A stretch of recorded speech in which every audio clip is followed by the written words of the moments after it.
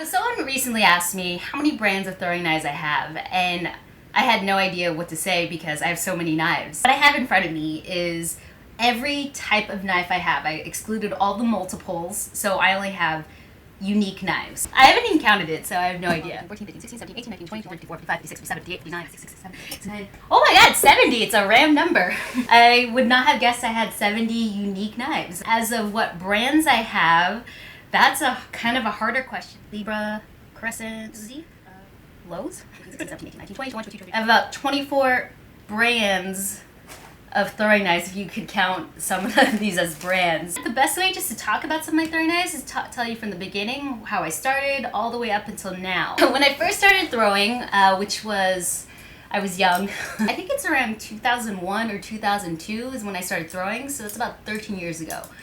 Yeah. I had a target for my blowgun, and the blowgun wasn't working on my target. And I still had this circular target which was not being used, and I hate wasting things, so I thought, let's buy some throwing knives. I got these throwing spades, which suck. I hate these with a passion because they're so small and so light that they ricochet super fast. They won't do much damage, but they will break skin. See?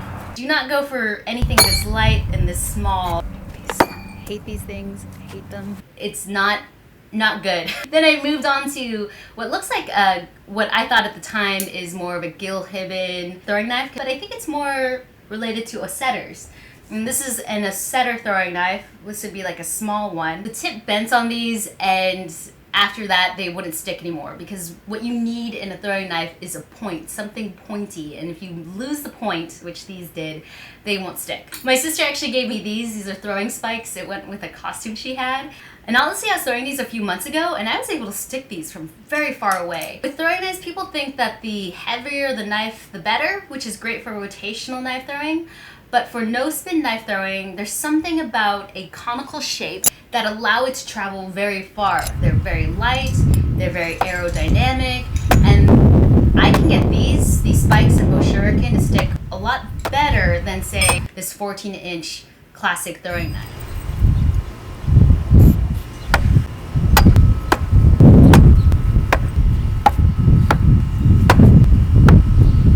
Also, my butter knives, I can no-spin them, I could spin them. They're actually very handle heavy. They're a great alternative if you just want something quick and easy just to throw. Some people say, hey, if it's not neutrally weighted, it's not gonna throw right.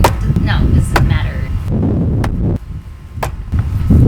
I like these. I decided to go even a little bigger than these. I went with these knives. These are my 8-inch throwing knives. 8 inches is, for me right now, is the smallest I'm willing to go for a throwing knife. It's not my preferred size, but 8 inches is not too bad.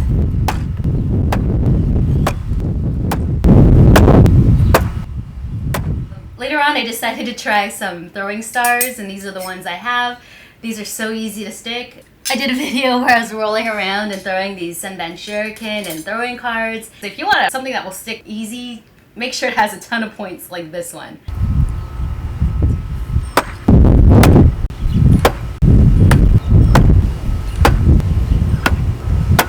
2009 is where I got serious, where I started actually taking classes to help me learn knife throwing. That's when I realized I can't be throwing such small knives. I upgraded to cold steel throwing knives. A lot of people ask me what I recommend for beginners, and I was thinking about it, and I really actually like the cold steel. I started off with these. They're 12 inches, meaning you could use them in a competition, but not everyone would like these for competition because they're a little bit too light. They're too light for competition, and for no spin, for me, I think they're a little too long, but they are the perfect weight for no spin as well. Because I was practicing for the Cold Steel Challenge, I noticed that these were a little flimsy the farther I went back, so I upgraded to a heavier knife, which was my Cold Steel Sure Balance. This is a heavy knife. It's about a pound. I would say this is the most heavy duty of the commercial throwing knives. If you're looking for competition throwing, I actually did like the Sure Balance. A little heavy, but that's just how it is for rotational throws. You want a heavy knife. I also have the Condor Dismissals. I just did a review on these. The Condor Dismissals are slightly heavier than the Cold Steel Sure Flights. You could no spin them. You can rotational throw them.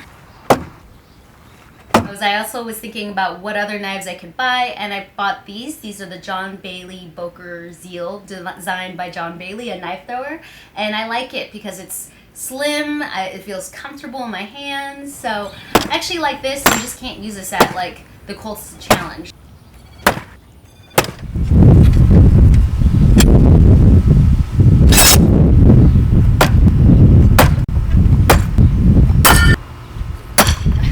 Nice for bed and throws. I didn't even realize.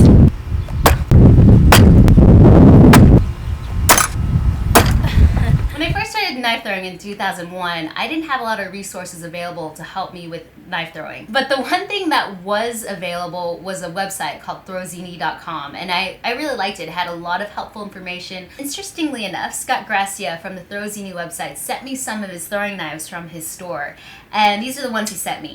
The classic throwing knife, very large, made by Joe Dara of Broken Feather Knives, along with Damon Wilson. He also sent me the Batwing, which I love. This is actually made from like the remnants of the extra steel he had. A really creative use of the metal that isn't being used, and it throws pretty well. So I have the Batwing, and I also have the Military Ziel from John Bailey's collection of throwing knives. So I had these three sent to me by Throwzini, and I have videos on that.